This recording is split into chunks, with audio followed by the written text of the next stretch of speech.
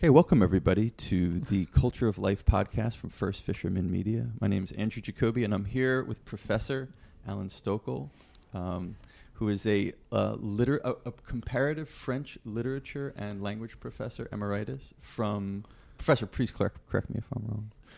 French and comparative literature. French and comparative literature beasts. Professor emeritus or emeritus, Whatever. depending upon how you want to say it. Retired. Retired from Penn State, and Father Hyacinth Cordell from the Order of Preachers here.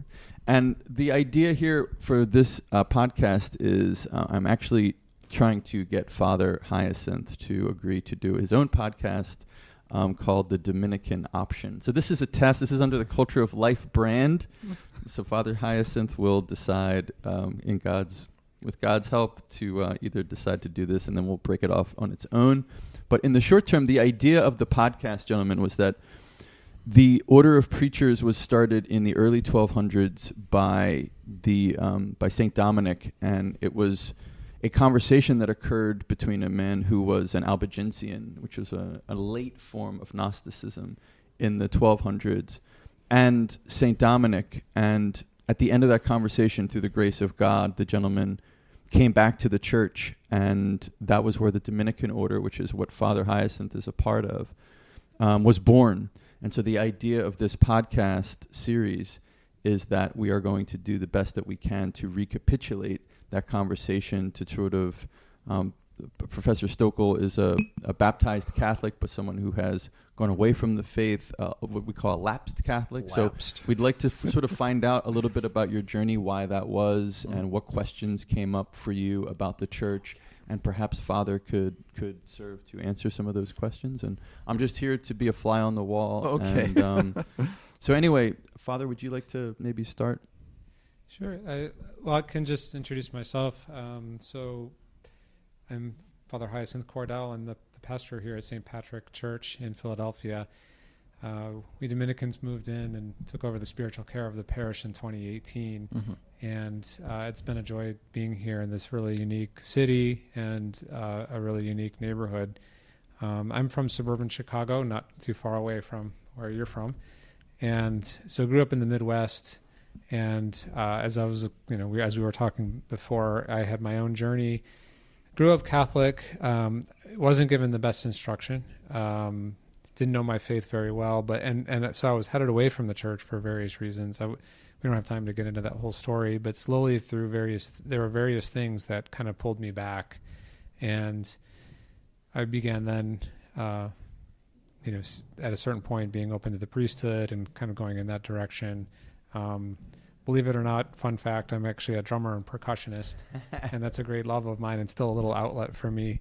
And I have lots of loves. And actually, I would say, I'll just say this, that when I was younger and going through schooling, I didn't really see the point of it, the ultimate purpose of it. So I did fairly well in school, but I in many ways, I just kind of got by and wasn't all that motivated. But once I had kind of an initial conversion, I say initial because we're all on this continual path of conversion. 100%. And it's not like, oh, it's done. I just finished my conversion. It's a continuous thing. But everything for me changed. I began to look at everything differently. I actually became very interested in everything because now I saw that everything had an ultimate purpose, and everything from sociology to physics to astrophysics to biology, everything was just so interesting to me in light of kind of finding the purpose of life and faith and God. And so I just love sitting down and talking with people, whatever their background is, about these things and having these kinds of conversations. And I always appreciate when people are fully open and honest. They don't feel like they have to hide their true feelings or questions, because I think it's good to just have a friendly dialogue. These days, 100%. It's very difficult. There's a lot of yelling at each other and not listening and not, not having really serious, rational conversations. So I think this is a really important thing, that we be 100%. Able to sit down with the greatest respect and admiration, listen well to each other, have a good conversation, and so I look forward to this opportunity. Great. Well, to introduce myself, I'm a little older. You were born in 78. I was born in 51. Okay. So, and my mother was, I guess, a typical Catholic of the era. She attended church regularly, but never really got involved in parish affairs, never volunteered. And apparently this was typical for quite a few of the parishioners. My wife is also a lapsed Catholic, if you will, and she had exactly the same experience with her parents, which was that they went to church, they put money in the collection plate, sent their kids to a parochial school, and that was it. And the difference being my father proclaimed himself an atheist. So there was a little bit of a schism within my family between my mother and my father. But nevertheless, I went to a Catholic school, St. Agnes in Milwaukee. And this was the era before Vatican II.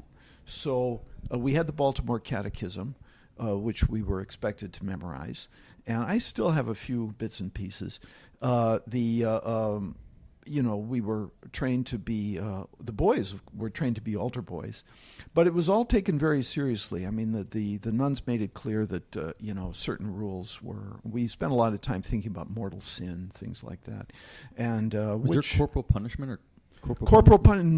No corporal punishment, but there was some, sometimes it could get heavy if you thought a lot about mortal sin, and we, were kept conscious that one slip up could be a mortal sin. Mm-hmm. Luckily, there was confession, so you weren't lost forever. But and then as time went on, we went to another parish, and I went to another school, a lay school. It was a private school. So then I took catechism classes on Sunday, and that was just when Vatican II hit in the early 60s. And the tone changed completely. Suddenly we were thinking about John Howard Griffin, Black Like Me, civil rights issues and so on, and all the talk of mortal sin, walking with your head up and your eyes down as you prepared for First Communion, all that seemed to be completely forgotten. Fish was no longer required on Friday, and there was a general feeling that, on my part, that the church had lost its rigor for good or ill, and there was okay, so I'll leave it at that. And at that point, my faith started to drift away, probably around the 6th grade, when the call of the secular became stronger and stronger, and the nature of the church, the pull of the church, seemed to be much weaker. I remember fervently believing around the period of my First Communion, and confession as well, and then it slowly drifted away. And that I became essentially what I still am to this day, which is a lapsed Catholic. As we were saying, a lapsed Catholic is not the same as a simple unbeliever. One is formed completely by one's education, and I still take issues concerning, for example, the existence of God, or, if you will, the death of God, very, very seriously. It's not as if I suddenly sloughed it off and, oh, well, it doesn't exist, so what? I've had conversations with friends who are simply atheists. And I remember a friend of mine who's a very smart guy. He was an economist with the Defense Department in Washington. He said, oh, I'm an atheist. Nothing. When you die, nothing happens. You just cease existing. And I said, great. How do you know? How can you be any more sure of that than the old version, which is you're either in paradise really, really happy or in hell really, really unhappy? How do you know? Oh, well, whatever. So there's even faith involved in atheism. That's the irony, of course. Now, after I graduated, I did graduate work, and very much a la mode when I was in grad school in the late 70s were French thinkers of the ilk of Michel Foucault, Jacques Derrida, and so on. And these are thinkers who were very heavily influenced by Nietzsche. And so that issue of the death of God was always floating around. You took classes with one of them, didn't you? I was in Derrida's seminar in Paris at one point. Of course, everybody went to Foucault and Barthes and those people in Paris. But anyway, I started working my way back, and I started reading an earlier thinker named Georges Bataille. And Bataille's work is very much in the Nietzschean mode of the death of God, but he was a fervent Catholic before he moved into this death of God mode. So his work is very, very strongly affected, if you will, or I don't know what word to use here, full of the sorts of questions having to do with the existence of God, the absence of God, the necessity of God, and the problem of the absence of God. And of course, that's an old question in the French tradition. I mean, one of my other favorite authors is Pascal, of course. And Pascal, in the 17th century already, realized that you can't prove to someone logically the existence of God. So his whole line of argument in the Pensée, is the Thoughts, the book he's best known for, is how do I convince someone if I can't essentially use some kind of highfalutin logical argument? Those arguments have all been done. They've been done throughout the Middle Ages. They're more or less convincing, but generally by the 17th century, we don't consider them all that convincing. So he came up with this idea of the wager, and I'm sure you're familiar with this argument. Essentially what one does is simply wagers on the existence of God. But that raises as many problems as it solves. Anyway, that gives you a little bit of my background, which is still very much a Catholic, but lapsed. And maybe my whole academic career, which was sort of in French intellectual history, had to do with thinking about the absence of God. Maybe regretting it. I don't know. Thinking about various consequences. Okay, that's really interesting. Thanks for that background. Okay. And what I find really interesting is you taking these questions very seriously. Oh yeah.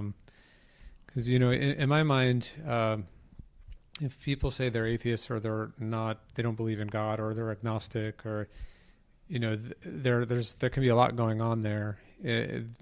For some, it could be very intellectual. I find that for a lot, it's not like something like Nietzsche, right? It could be very emotional. There could be a lot going on there that's not necessarily intellectual reasons. The way I kind of think about things, so our faith really has three foundations, and all three of these things, they each build on one another, and all three have to be true in order for the Catholic faith to be justified. And if just one of them is not true, then it doesn't hold. And that wouldn't mean that there's nothing good in Catholicism, but they need to all be true. So the first would be God's existence and revelation. Mm-hmm. The second would be that God became one of us in Christ, and everything that follows from that, right? He taught, he healed, he suffered, he died, he rose. And the third would be the authority of the church, given by Jesus, to sort of entrusted to Peter in a special way, but really a certain authority and protection of what he taught that would be passed down through the ages. And so in my mind, when talking with people, I try to troubleshoot a little bit, like see where they are. Because some people believe in God, but they don't believe in Christ, right? Or some people believe in God, they believe in Christ, but they don't believe in the church, right? If they're from the Protestant tradition, for example. For the first foundation, I kind of combine it. You can almost say four foundations, but I combine a first two into one when I said God's existence and revelation, because you do have, as you know well, you have some people that believe that God exists, but that he never revealed himself to the world, the deists, right? So they conceive of God as this kind of great clockmaker who thought of this idea of a clock. He designed it, put it together, so to speak. He wound it up, put it on a table, and walked away. Right. To me, that doesn't make much sense, though. As we can talk about if you want, or if you're interested in other things. But so it's if somebody comes to believe that God exists, then there's a further step. Did God reveal himself or not? Did he simply create the universe and then never spoke to the universe, never acted in the universe, and just that's the deist approach, or did he create the universe and then in addition reveal himself in some way, make himself known, so that, for some reason, it's really, to me, it's an atheistic position or more revelatory position, God revealing himself, make a lot more sense than the deist position, which seems to be out of character with God and the whole idea of creating a universe, because he doesn't benefit from the creation of the universe at all, being infinitely good and wise and all of that. And so for him to create the universe and never reveal why he created just seems to be not make any sense. And we could talk about that more if you're interested. But so I'm kind of curious. So in terms of so what are your own current thoughts in terms of God? Do you think he exists, or do you have leanings, or you're not sure? That's a hard one, isn't it? For a long time I thought I was thinking along the lines of the death of God, which is that God, what we know of God is his absence, the space left behind. That's a Nietzschean kind of position. So I suppose I had a kind of Nietzschean position on God, that it's not a question of simple atheism, but rather there's actually a void there around which everything else is structured. It's kind of a paradoxical position. And I guess I was influenced by the French thinkers I was reading along those lines. Now I'm maybe drifting away a little bit from that. And I have been thinking, in the end, of course, we're reduced to semantics. And if God is a principle of the creation of the universe, then one could think of that. The big question, it seems to me, is if we're going to call some principle of the creation of the universe God, then is God anthropomorphic? Which is maybe getting back to the same point you had, which is, why would God create the universe and then stay hidden? That's the great 17th century question, le Dieu caché, the hidden God. Why would God do something like that? Or later, some of the 18th century thinkers, he's a prankster or he's evil. And I think St. Augustine already toyed with that idea, that you could imagine God creating a world in which there was evil, in which case God himself was either a prankster or extremely cynical. And of course, a lot of St. Augustine's arguments have to do with that question of the origin of evil. And his point, of course, is that the origin of evil is in us. It's not coming from God. Anyway, that's another theological line. But to get back to this question of, does God exist? I was just, there was an interesting article in the New York Times recently about the physics of black holes. And as a layperson, I had trouble, lay in the scientific sense, not the religious sense. I am religious sense too. The argument seemed to be that somehow the black hole was like a hologram, and a hologram is the recording of data, which is then projected somehow to create an image. And the argument was that the black hole has a similar structure. So there's some kind of inscription or encryption on the surface of the time-space continuum, which then projects some kind of existence. So at that point, my reaction was, well, we're starting to speak in theological terms here, where the universe is essentially a projection of a code. But then, of course, you get back to the next question, code from where? Whose code, right? Just as in a hologram, you would have a code, which is some registration of an earlier image, which is then projected into space. You would have some kind of encryption on this space-time warp of some sort. Please, I'm not a scientist, so I don't. But you really have to look at the article in the Times. This then would project all of reality. Now you could take one line, which would be the postmodern line, and say, well, it's all a simulacrum, right? It's all just a series of representations to infinity. Or you could take a more religious perspective, which is that if there's an encryption, ultimately that encryption comes from somewhere. It doesn't just appear out of nowhere. And then you have the question of encryption, encryptor, who or what was responsible for that encryption. So that led me back to thinking more about God. But God still with a certain ambiguity, though, because you're absolutely right. I think it's that second point, from God as a principle of creation, or encryption, if you will, to God as specifically concerned with us on earth. That's a big leap to me. And to imagine an anthropomorphic God in that sense, that's to me the biggest leap. I can imagine some principle by which the universe is created. I think it's a kind of act of arrogance on the part of an individual consciousness just to say, well, we understand it's all purely mechanical. That's all there is. It's mechanical. That explains nothing. It kind of begs the question, really.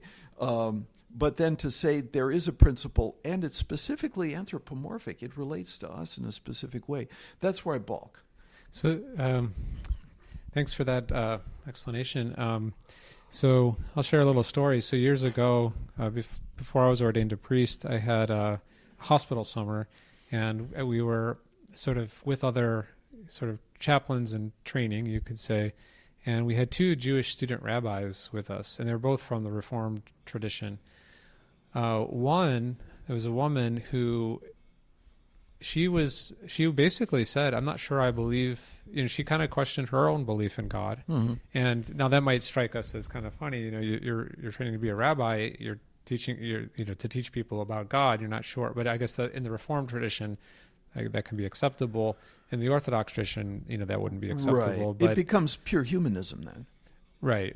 If you say, I'm a rabbi, but I don't believe in God, then what you're engaged in is humanism, which is okay. Except that she leaned towards belief in God. Okay. So she's like, it depends on the day. There I'm a Catholic. Yeah. Either you believe or you don't. Yeah, right. Yeah. Sorry. Because God either exists or doesn't. Right, they can't, exactly. Yeah, so, but the interesting thing is, okay, once she leaned towards God, but then she made some interesting comment. She said, but I don't believe in a personal God. Like, okay. If there is a God, right? And I said, well, why? And she said, well, because I don't believe in a God who would judge us. Mm-hmm. So in her mind, this whole act of judging, and especially judging rashly, we would say, not judging rightly, but judging rashly is something maybe she experienced from human beings. She didn't want to be in the deity.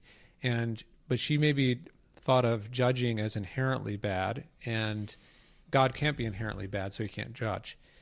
And I said, well, without getting into the, good judgment versus bad judgment, I took a little bit of a different approach, and I said, well, your definition of a personal God, right, is kind of interesting to me. It seems a little funny.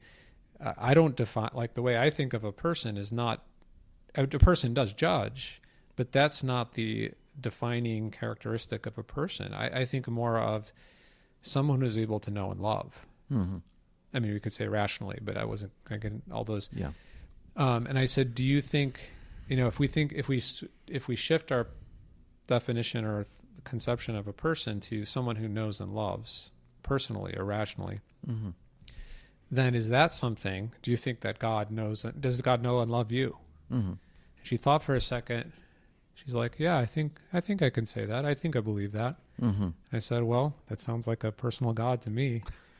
And so we didn't get to the judgment part, but to me, it was interesting. And then it kind of struck her that, okay, maybe. So there's been a long historical debate on whether the ultimate principle, if there is one, is personal or not. And so, especially in Eastern traditions, in many different religions, you have this, it could be the Tao, it could be the Brahman, right? This idea of like an ultimate principle. Mm-hmm. But it's not something that in philosophical Taoism or in Hinduism that you relate to. You don't relate to the ultimate principle. It's just an abstract principle. It's an ideal. It's the way. It's goodness. It's truth. Yeah. But you don't relate to it. And what they would say is that it's if you think of God in personal terms, you haven't gone deep enough, right? You're thinking on a much shallower level. You're anthropomorphizing Okay. because you're God is much. You're basically projecting our own humanity and limitations onto God, and because that's what you want, but that's very limited. God is greater than just the foibles of our humanity, right? So there's an instinct there, but my argument against that is that it's I kind of see it as a false dichotomy between thinking of God as this ultimate perfection that's not personal, or personal that we can relate to, but it has all these foibles. There's actually a both and answer. And the reason that I would say that is, so if we believe that God exists and the definition of God, he's infinitely perfect, infinitely good, has all these attributes. So, right. Which means he has to have the perfection of every perfection we find on earth or in the universe, God has to have, but in a preeminent way, in an infinite way. And so we find things that are stable, find things that are good, we find things that are all kinds of beautiful qualities, right? Beauty, goodness, right? And we can say, well, these are reflections, finite reflections of what's infinite in God. But one of the things, and of course, some things just exist, right? So they resemble God insofar as they just are. But then some things exist and are living. And so they would sort of reflect God in a deeper way. Some living things have cognition, right? And so they're able to be aware of things outside of themselves. Yeah. And so they're able to know and love in a sensible way and through their brains, right? And so we would say they reflect God, animals, right, in a deeper way than just rocks, even though rocks also resemble God in some way through their own beauty. And with human beings, you have an added perfection. Now we're able to not only know and love on a sensible level, but on a more rational level, and actually have personal relationships. And so what we say is that God must have this perfection, but in an infinitely greater way. If we were to say that God doesn't know and love, we would be implying that we have a perfection he doesn't, and that he's not infinitely perfect.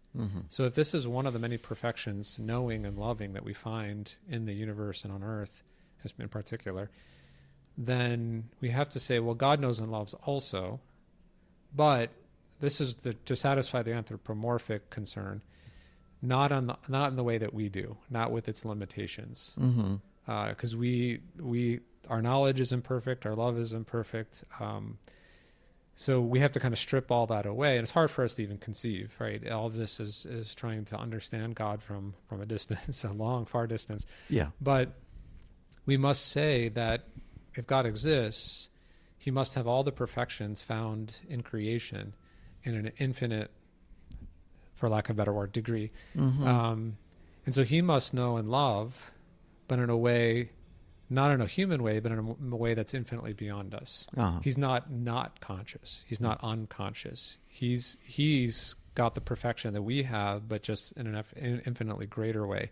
And I think what's so striking is, I remember taking a religions of Asia class in college, and we were talking about Hinduism, and the professor was talking about the history of Hinduism. You have these kind of back and forth between something that's a lot of sacrifice and the gods, and something very relational. You have, Ganesh and Krishna and so on, and you go to the temple, and very concrete, but after a while, people are like, there's got to be something a little deeper than just that, right? And so then there are these movements that are very spiritualist kind of movements. They try to get away from sacrifice and the statues and the sacrifice. Yes.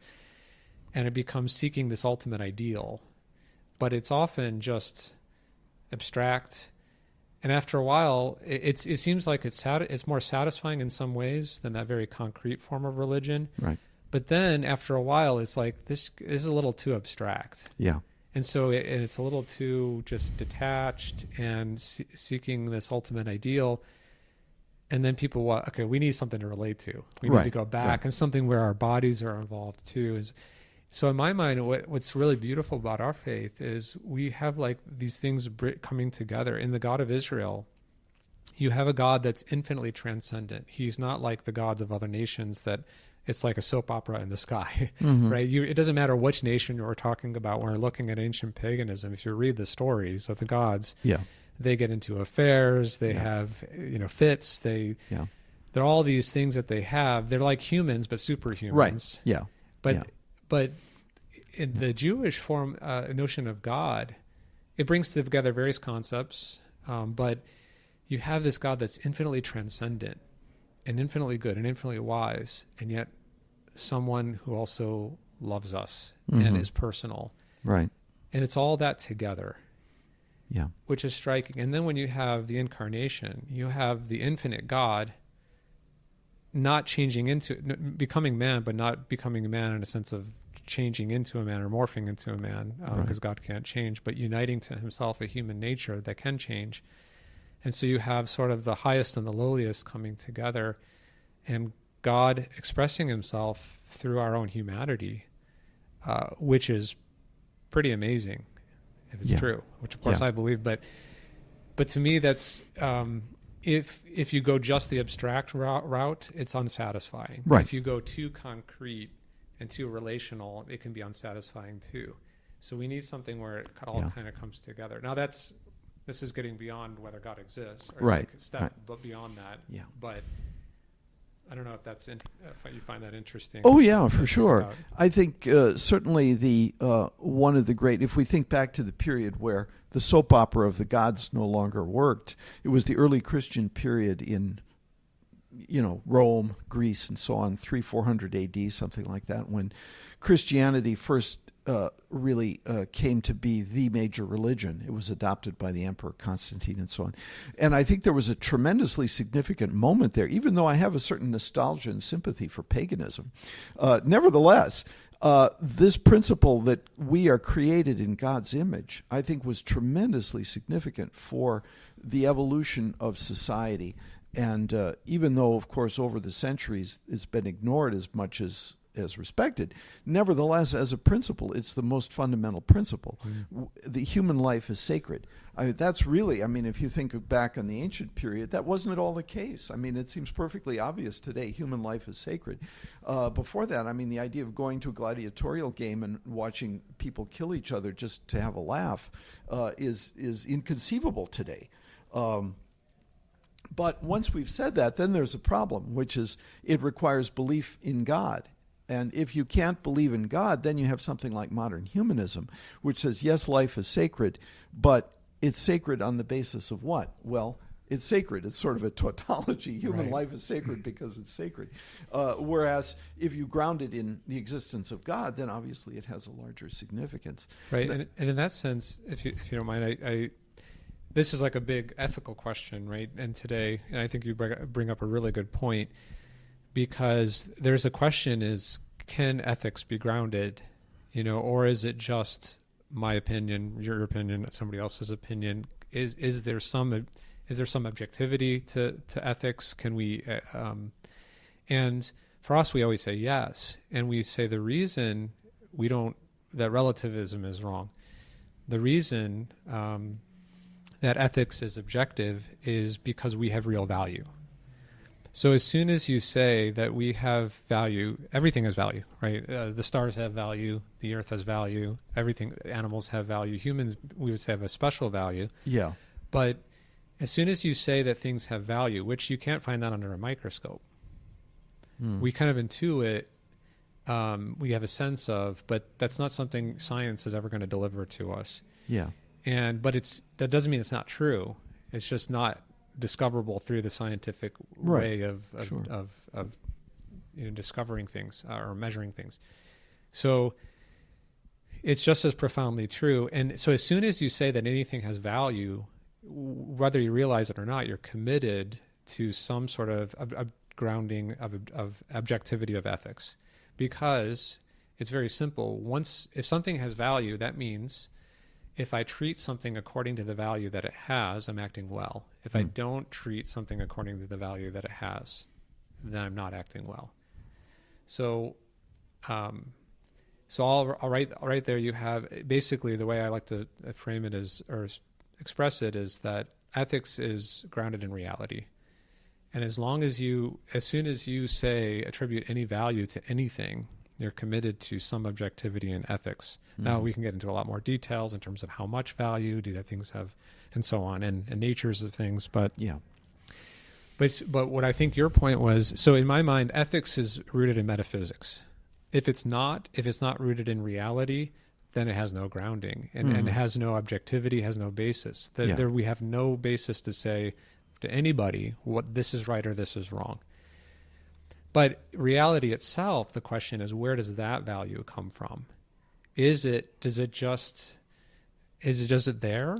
And we're just kind of, and then if it's just there, then it's just so tempting to say we just basically projected value onto reality. It didn't really come from anywhere. Yeah. But this is where, with belief in God, then God ultimately roots ethics, because divine goodness is the source of the goodness in the world.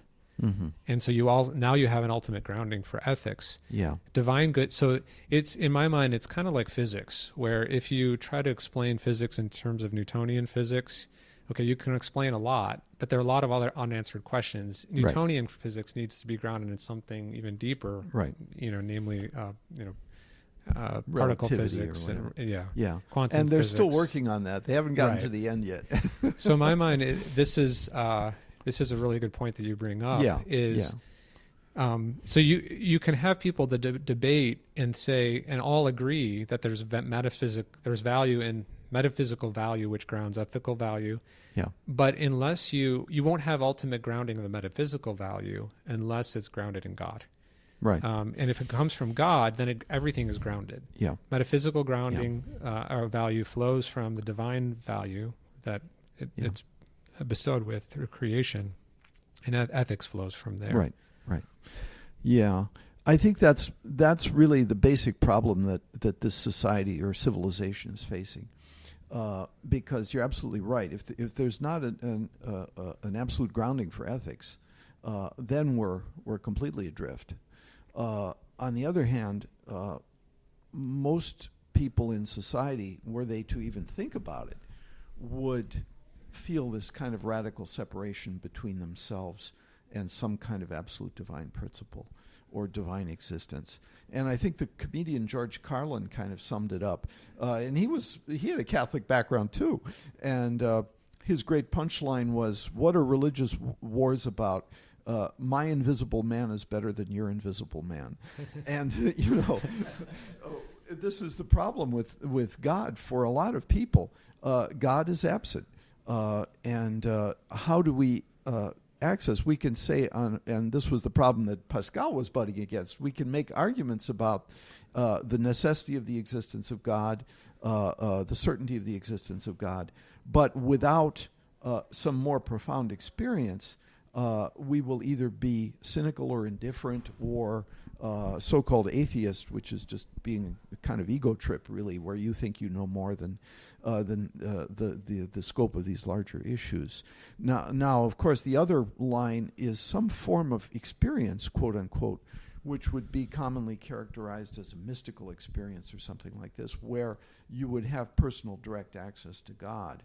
That would be the other possibility. And frankly, I've always thought that the Catholic Church was a little remiss in its attentiveness to the possibility or even the necessity of, if not mystical experience, we'll leave that word aside, some sort of contemplative practice. Now, I suppose you could say maybe prayer is precisely that contemplative practice. My grandmother used to say the rosary, and she could spend hours saying the rosary, and that was indeed a form of contemplative practice. Saying Hail Mary 100 times, there's not really any ideational content there, but it is a kind of contemplative movement, much like repeating a mantra or something like that. And one could argue it's that gives a certain mode of access to a larger divinity. And different religions have different approaches, of course. If you go as far as Zen Buddhism, they are loath to speak of any sort of divine principle, and you start to have a kind of contemplation for its own sake. I'm sure the church would see that as being a dangerous deviation or something. I wouldn't want to go into that or defend Zen or these other forms of practice. But nevertheless, you see my point. Yeah. There is this question of contemplation or some form of contemplation or meditation which would give access to some larger principle. But then when you get to that, then there's a problem as well, because nowadays with mindfulness and so on, this practice is posed, or even Zen, without a larger divinity. So it can go off in that direction as well. Yeah, so I think... so mindfulness, the way I kind of think of this is that I've seen different types of mindfulness, right? There's a book called The Mindful Catholic. Mm-hmm. That's certainly an Orthodox approach, trying to draw upon our tradition, because we actually have a rich tradition in contemplation. You see it starting with Christ, right? He goes out, hours before the sun rises, right? And he spends hours in prayer alone in the wilderness, and his disciples kind of notice this, and you see that continuing on with in the tradition of the church with the saints and fathers of the church and so on. And certainly some of the mystical saints were responsible for really powerful writings along these lines. Sorry, go on. Okay, yeah. So there's a rich tradition, and I think part of the problem has been that that you have a lot of people experience, and being raised in the faith, they didn't maybe have that experience with the contemplative tradition. Some, it was just vocal prayer. Lots and lots of rosaries, lots of other devotions and things, and those have their place. So the Catechism talks about kind of three different types of prayer. There's vocal prayer, meditation, and contemplation. And so vocal prayer it should all be a prayer for the heart, right? But vocal prayer is principally using words, and that could be really helpful. Meditation is getting beyond words, and especially using images. Reflecting over the life of Christ, reflecting over creation. Right. We can even reflect over our lives and God's providence and that, right? And then contemplation is going one step further. It's sort of getting beyond images, and it's just being with God. It's kind of sometimes described as, sometimes lovers, they don't even say anything. They just look into each other's eyes, and that's like this mystical experience. And we have lots of great mystics in the tradition. And so it is unfortunate that many people, their experience of the faith maybe was just cultural or just limited to vocal prayer. Yeah. And so it's really incumbent upon us to live the depth of the whole prayer, the whole prayer tradition, and also invite people to that. And when I celebrate Mass, for example, one of the things I really try to do, the liturgy actually calls for this. Little times of silence are actually called for after the homily, after communion. Right. So sometimes people, if priests are trying to just get through the Mass and they're thinking more about timing, they realize people want to go and so on. Well, that's not everybody's itching to get out the door right away. But if you look at the instruction for the liturgy, it actually says there should be a little period of silence after receiving Holy Communion. And it doesn't have to be like 10 minutes. I just usually give at least 30 seconds, maybe a minute. But when you all of a sudden, the music stops, and we're so used to moving on to the next thing, but there's this silence, I think that's really important to take the mystery in, because what you've just received, the body and blood of Christ, is awesome. It should never be received in a perfunctory way, and then we just move on to the next thing. It's like when you encounter God, you need to stop and take it in. And so I think there needs to be a lot more of that. Whether the way we celebrate Mass, or giving time for silence. Adoration has become, the Blessed Sacrament has become more popular in the last few decades, and that's a great way of people just being with Christ. There's a famous story of St. John Vianney having a parishioner in his parish in France, and he would spend hours there just praying in the church. And John Vianney just was kind of curious how he would respond. So he approached him one day and said, "So when you pray, what do you do?" And he just said, he looks at me and I look at him. Uh-huh.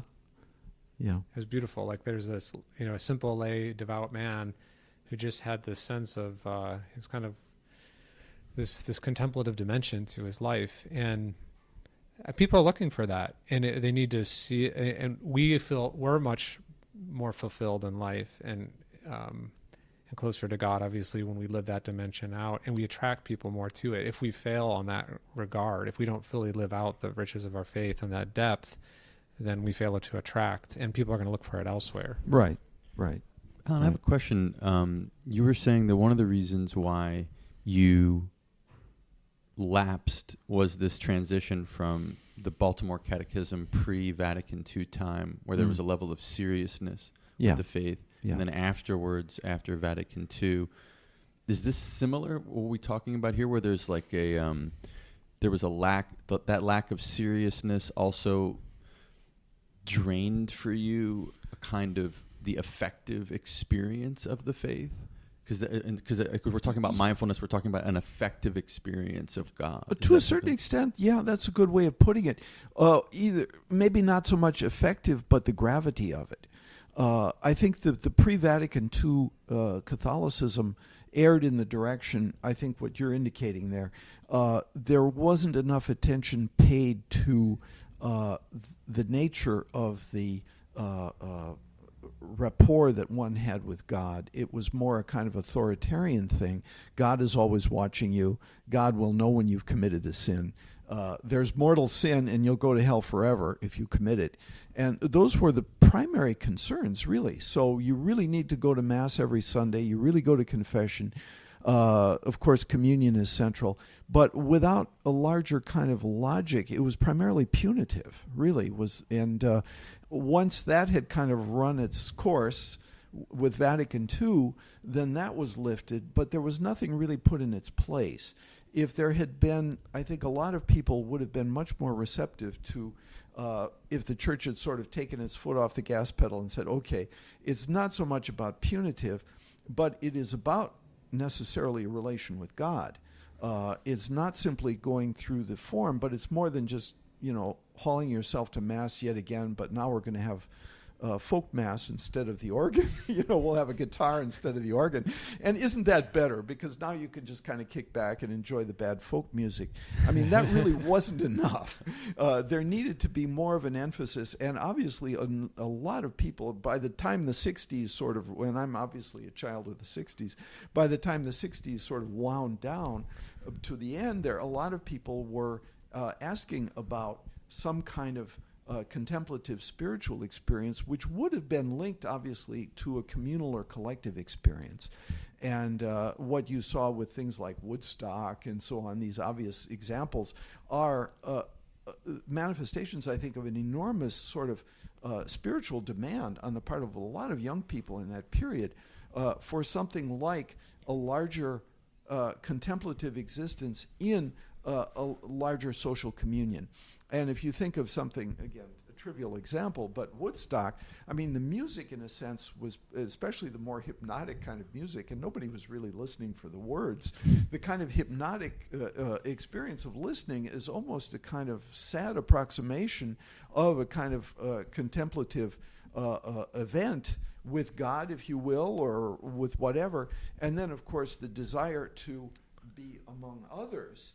It isn't simply an individual experience of meditation or contemplation, but it's necessarily social. So there's a very strong tendency in that period. And then, of course, when it all fizzled fairly quickly, and we had the sort of the mass cynicism of the 1970s, or another version would have been the fragmentation. All of a sudden, people started thinking not in terms of a collectivity, but then it was gay rights, women's rights, African American rights, all of which are good. I'm not criticizing that tendency at all to affirm the rights of these individual groups, but it tended to be, and this is the case I think even today, thinking in terms of separate or individual groups rather than of a larger community or a larger church, if you will. So I think that was a little bit what happened in that period. I'm wondering if I could just run off for a second. Sure. You can edit this, can't you? No, there won't be any editing, but we'll take a break. Father and I will process. Okay, we'll take a break. Okay, I'll be back. Yeah, no, take your time. Sorry, it's my 7-year-old bladder. Sure. Okay. So we'll do is we'll start the recording on the other side. Sorry. Great. No problem. So we're back for the last, let's say, 10 or 15 minutes here, and I had a question. Actually, if you don't mind, I just have a comment on what you said. I think, what happened, I think there was this pendulum swing after Vatican II, and it wasn't because people argue about the Vatican II a lot, right? And what Pope Benedict has talked about is there needs to be a principle of continuity, because you have some, more leaning right that will say everything before Vatican II was great, everything after Vatican II is bad. Liberal will do the opposite. Everything before Vatican II was bad, everything after was good. Whereas it is that dichotomy, isn't it? Which is a very foolish dichotomy, right? I think. Right, and that's Benedict was trying to be. Let's get more nuanced, and realize that there are good things and things that fell short in both, in both periods. They're dealing, but there was a kind of pendulum swing, and it wasn't. Vatican's II documents are very wise and well measured and really striking a balance and have very high ideals for the church living out her own identity in the modern world and getting to some of these very points that you're talking about. Yeah. But it was also the era of the 60s, and that very much influenced.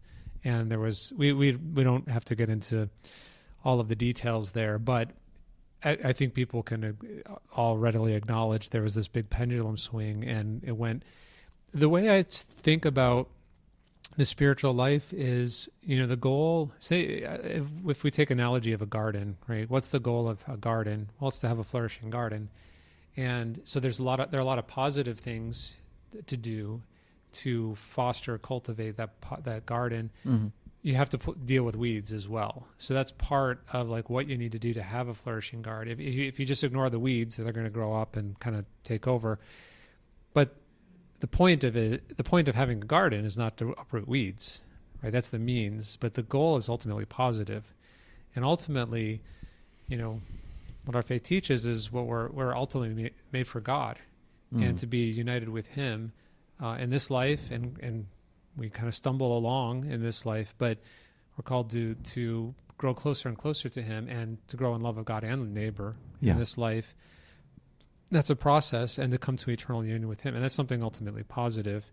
Part of that is salvation, then, is being saved from the negative, which is sin, suffering, and death in different forms. Mm-hmm. But so that is an essential part. That's like uprooting the weeds that the Lord has to do for us. But so on the one hand, there could be a couple of errors there, right? Where you focus too much on the weeds, uprooting the weeds. Yeah. And you're like, okay, you have a point. There are weeds here. We need to uproot those. Sure.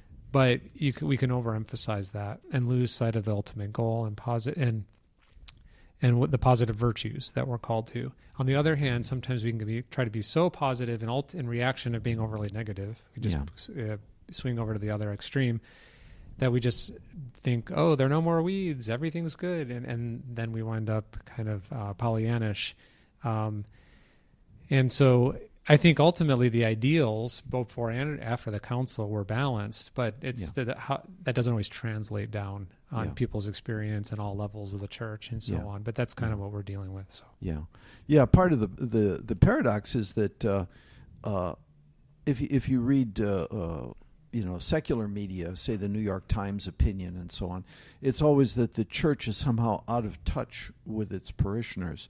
That always strikes me as problematic, because there's no law that says the church is not a democratic institution. There's no law that says that it has to be in touch with its parishioners. It needs to respond to their spiritual needs, obviously, but that's not quite the same thing as registering their opinion this year on whatever it might be. Right. And people that lean left, they're going to criticize the tendencies that lean right, but they generally will not criticize their own, their own biases, right? And it could go the other way as well, right? People that lean right, sometimes they don't look at their own faults; they're just criticizing the people on the left, right? But so the New York Times, the media, establishment media in general, leans left. There's no question about it, and they're criticizing from a certain perspective, but not looking.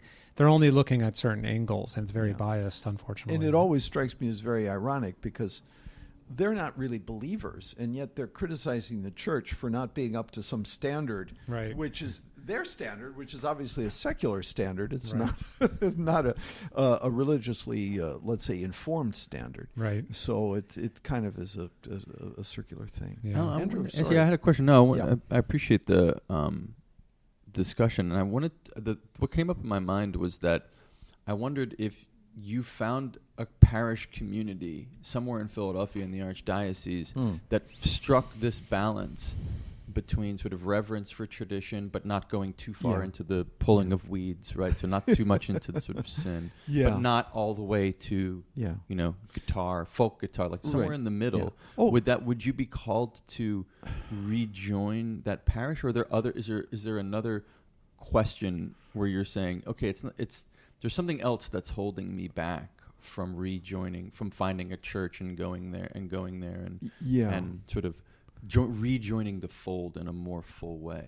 Well, I'm still having a stumbling block of the sort that Pascal indicated, I think, negatively rather than positively. In other words, for him it wasn't a problem, but it could seem to be a problem. I mean, if he has a point where he said at the end of his argument about the wager, he said, well, how do you get people to believe then once they make the wager? Because the wager is purely a self-interested kind of thing. I have everything. I have infinity to gain and nothing to lose. It's a pragmatic thing. Right, if I believe in God. But then the problem, so naturally one makes the wager and one becomes Christian, or in his case, Catholic. But then there's another stumbling block, which is how do you believe? And in Pascal, of course, these were notes that were only, he never actually finished the book, and they're just little scribblings that were later published as his pensée. He says, well, then there's the sign of the cross, the holy water, go through the motions and you will believe. And that to me is the stumbling block. And for Pascal, it obviously wasn't. He was able to go from there to really rather intense kind of contemplative experiences. His moment of decisive belief was actually not just going through the motions. It was a night of fire, as he described it, in which he had a kind of contemplative vision of God, which I'm sure was very real. But then how do you get from going through the motions to the other? Now, I suppose you could say, I mean, in a way, there's something very Catholic about that. Just say the rosary over and over again, and you will believe. It is that contemplative act. It's not a series of rational considerations that lead to belief. But I'm still having trouble making that jump from the problem of believing in a purely on an intellectual level, in a purely good being, right? What you described there, the perfection of God. I'm having trouble conceiving that. Maybe I'm still too much of a postmodernist. I don't know, but the fact that there is such a thing as entropy, the movement of time, makes it hard for me to even conceive of something that would be perfect. In other words, call it God or anything else, but something that would never change, would be there as a principle and also an agent of perfection throughout the universe. I would have trouble believing in that. And now maybe it would be possible, and I have trouble believing in Pascal's method. And I don't quite know of any other methods that would get me there. So that's all I can say at this point. That's great. So I think we talk about, John Paul II talks about faith and reason as kind of two wings of the bird by which the bird ascends to the heights of truth. Yeah. And we can, from our perspective, you can kind of get off in two ways. There's both fideism and rationalism. So rationalism obviously is just trying to discover truth through reason alone and not letting faith guide. Now, if God does not exist and he never revealed himself, then faith is not an open door. We're only left with one door to the truth, and that's reason. But if God exists and he revealed himself, then faith, and we can talk, there are a lot of misunderstandings I think people have about faith. But if God exists and he revealed himself, then faith all of a sudden is a possibility and an avenue to truth. And fideism is also another kind of problem where people, for the sake of clinging to faith, become fundamentalistic and throughout reason and become unreasonable. And so but we've always maintained that faith and reason have this great dignity. Faith is greater than reason, but we wouldn't say faith is irrational, but super rational. Yeah. And so it's, but those are sort of our lights, our guides to the truth, right? And different levels, different dimensions, and ultimately leading to God. And so I think in each person's journey, it's okay to I think it's a good thing to have doubts, questions, and as long as one's pursuing the truth, and to engage those and say, okay, how can this be true? Let's talk more about philosophy and theology and see if some of these things could be answered. Yeah. At the same time, there is this dimension of faith where it's God's grace works in a mysterious way in each person's life. And I always think of the Star of the Magi as a great symbol or image of faith, because it's a dim light. It's kind of leading the Magi through the darkness, leading them to the face of Christ. But it's not this like bright, overpowering light that makes everything, instantly clear. It's a dim light. It's just sufficient. It's kind of hidden, dim underneath the surface, that it's there. It's kind of this assurance that God is real. He loves us. That the Lord Jesus is real and rose from the dead and is with us, and guides us through his church and all of that. But it's not something. There's always going to be a little bit of fogginess to it in this life. We say that in the next life, faith will be turned into vision. But it's a powerful thing. But there is this kind of fogginess to it, and it's okay. So we don't want to fall into rationalism in our pursuit and say, I have to prove everything first before I come to faith. On this, at the same time, I think it's good to engage reason and not to be afraid of. I think we Catholics, we should love science, everything that science reveals, and we should be fascinated by it. That's been my experience. And now, for some people, when it comes to the concrete, God just touches them in different ways. And I've talked with some people where we've had lengthy conversations.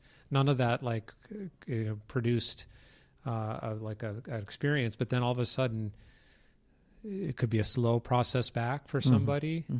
Or some people. I asked somebody who came back to the church about a year ago or so, and I just said, well, what brought you back? And all he said was praying the rosary. Well, that's it. It. That's the problem. Is that God's grace worked through that. It wasn't just the motion, going through the motions of the ritual. It was like God's grace was working through that. And somehow that was like a reignition of his faith. Right. Through maybe the contemplative moment, if we want to call it that, for want of a better term. Yeah, the problem for me is that movement from reason to faith. That's where I have the blockage, if you will. I'm certainly happy to recognize the necessity of faith, and I realize that reason is insufficient. I'm not sure how that movement, there is faith and how it's going to draw me toward God. I guess that's the problem. And so it's not just a question of intellectual doubt. There is a lot of intellectual doubt, though, as I was saying. The question I have about perfection would be one of them. But one has to be able, and I guess this is what Pascal was getting at, you have to get past the reason and the critical function of reason and move toward faith. And he did indicate that it involves, to a certain extent, ritual, which is very interesting. And Pascal was I've never read the Pensees. I know he was a genius. He was a math genius. Yeah, he was mathematicians talk about him all the time. Sure. That know their history and have this great admiration. And philosophically, he's very interesting. He has this faith. I think it's fair to say he might have leaned a little bit. Not he wasn't a fundamentalist, but may have leaned a little bit in the fideistic direction, even as he's trying to wrestle with all of this. And I hope I'm accurate there. Yeah. I think what's the modern, especially the modern problem of cognition and doubt and how do I know that really kind of started with, you could say, with Descartes and following. Mm-hmm. In my mind, a lot of this can be resolved or helped by the right approach, and I think that's where we Dominicans have St. Thomas Aquinas in our tradition. Oh. And even though he's from the 1200s, a lot of people might just, a lot of philosophy departments and other people kind of are dismissive of Aquinas and Aristotle, going back before then. But don't realize how ingenious they were and balanced. And in my mind, a Thomistic approach that's very compatible with appreciating all the best of modern science can really help guide us in the kind of right balance of faith and reason. So we're not left to, I'm hoping to get to that point where I'm just leap in the dark and I just believe against my intellect. And I just will it. I simply just will it. Yeah. So that's, or just based on chances or probabilities, Mm-hmm. On the other hand, it's not to fall into the rationalistic where I have to, some people, it's like they're open, but you can go over all of these things in terms of reason and arguments for God's existence. And I would say we believe that they're actually more compelling than a lot of people give credit for. Mm-hmm. But those can help, I think. They can be an aid. Yeah. We describe, theology as faith-seeking understanding. But to us, it's like there's this interplay between both, being open to the grace of God, right? Believing, having faith, receiving that light, saying yes to God's invitation and grace, which comes to us in mysterious ways, and for each person it might be a little bit different. Right.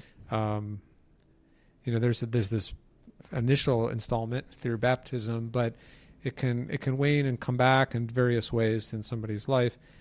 But also engaging the reason. God, we were called to love God with all our mind, not only all our heart, mm-hmm. but all our mind too. Yeah. And so, in coming to discover, for us, it's all of this faith and science go together. I always like pointing out, that it was a Catholic priest who first proposed the Big Bang theory. Uh-huh. A lot of people don't realize that. Father George Lemaitre. Uh-huh. And you have a lot of Catholic thought out there these days that are like myself. We're very much fascinated by astrophysics and the Big Bang cosmology. Yeah. And I'm like always wondering about this and totally fascinated. Yeah. And Father George Lemaitre is a great example of someone to read about who had a deep belief in God, but very much respected the scientific method, and was trying not to sort of. He was trying to study the universe in itself, right? Even though he believed, it wasn't that there was a conflict, but he was not coming to his conclusions based on his faith, and even though he had this confidence that all of this would be would harmonize. Yeah, but. People were skeptical at first, but eventually they saw he was right, and he was basing all of this was based on observation, science, math. Sure. And so slowly, the more atheistic, agnostic fellow scientists began opening up to his idea, and now it's standard. I just think that's really neat that it was actually a Catholic priest and Belgian physicist that just happened to initially propose the Big Bang, which people were initially skeptical about, which pointed to a beginning of the universe. Although there's still a lot of questions about was that creation and so on. But to me, that's a great illustration of somebody who's modern person whose faith is strong and yet very engaged in these really interesting questions. Another figure who's very interesting, maybe a little bit heterodox, is Teilhard de Chardin, who is an evolutionary biologist and a priest, and had the theory that the evolution was not sort of a pure chance event, but it was the movement of development of intelligence. And there's a lot of scientific basis for that has come up recently. There's a biophysicist named Lynn Margulis who argues that makes a similar argument that evolution is not simply a kind of pure chance development over time, and that it's purely it led to human beings, right? So it's like sorry, a story. It led to humans. It led to right. That a in fact that evolution is directed by intelligence. That is that intelligent creatures have a better survival rate, so that they are in a sense directing their own evolution, and that indeed there could be many worlds with intelligence developing, so that there is that sort of intelligence and spiritual dimension that is an inevitable part of evolution. Anyway, but yeah, and actually, if I just mention, if I could mention we Dominicans actually have a website called Thomisticevolution.org, in which we have great interest in this as well. Yeah. And trying to show the harmony between all of this. We could always, maybe another discussion, we could open that Part up. 2. Yeah. But yeah. If I could also just mention, maybe as a recap too, in terms of good books on arguing for God's existence today, there's Edward Fesser has a book called On the Five Proofs or Existence of God. It's not, they don't match up exactly to Aquinas' 5 proofs, but that might be very rigorous, might be worth checking out. There's also Father Robert Spitzer, New Proofs for the Existence of God. He's coming from a more cosmological standpoint, and it gets very detailed. A lot of neat things there. There's some others too. The Last Superstition from Phaser is also really good about atheism, but yeah, that's more sort of going against the new atheists. Right. But in terms of like really focusing on God and His existence, I would recommend those other two. True. He's amazing. He really helped me out. I mean, it's true. I mean, as I think about it, I think that my objections tend to be more intellectual, so that in a sense, I suppose you could say I'm still stuck in the demand for a rational explanation for the existence of God, which I've already sort of, along with Pascal, have kind of granted that it's pretty much impossible. So that I'm caught in a demand for a rational explanation for God, even while I recognize at the same time that it's impossible to really formulate one, that there is that element of faith that's necessary. You should check out though these. I think you might. Be surprised by these books, and also Anthony Flew, who was a longtime atheist philosopher at the end of his life, didn't fully come around to everything we believe, but he came to believe in the existence of God, which is very interesting at the end of his life, and based on a lot of these kinds of considerations, but I think you might profit, or you might find these books helpful. We could have a round 2 if you gentlemen are open to it. I also, one thing you said, Professor, that was interesting, and then we might probably have to end the podcast, is that you were talking about the principles of the natural world as being incompatible with God, sort of the entropic principle, for example, right? Right. And I thought that was maybe maybe Father, correct me if there's a distinction between that's the created world. So the principles of the created world are different than there's a distinction between the creator and the created. Right. So the fact that things degrade in this world doesn't necessarily speak to a feature of God. So that might be, I don't know if I see what you're saying. Oh, absolutely. That assumes then that there is the creator. I mean, that would be the first assumption that one has. As Father started the podcast was really interesting. The 3 questions. The first one is, what accounts for the fact that there's something rather than nothing? Right. The kind of thing that there is. What could create such a thing? Right. And that's that is the $64,000 question, isn't it? I think to put a dollar value on it. Aquinas is is a very, even though he's Yeah. wrote in the 1200s, is Yeah. like an Sure. amazing, Yeah. sophisticated mind and argumentation Yeah. for this. But anyway, Why I is really there something rather than nothing? Right. That's Right. Exactly. yeah. That's question one. Okay. That could be our next discussion. Yeah. well, Next- on that small question, we can call it a day. Thank you so much. I Yes. really appreciate both Thank of you. you so taking much, the time. Professor. Yeah, thank Thank you so you. much. Thank you, It was really Andrew. wonderful. It's really Thank you guys, enjoyable. and Okay. hopefully we'll do part 2, God willing. Sure. All right.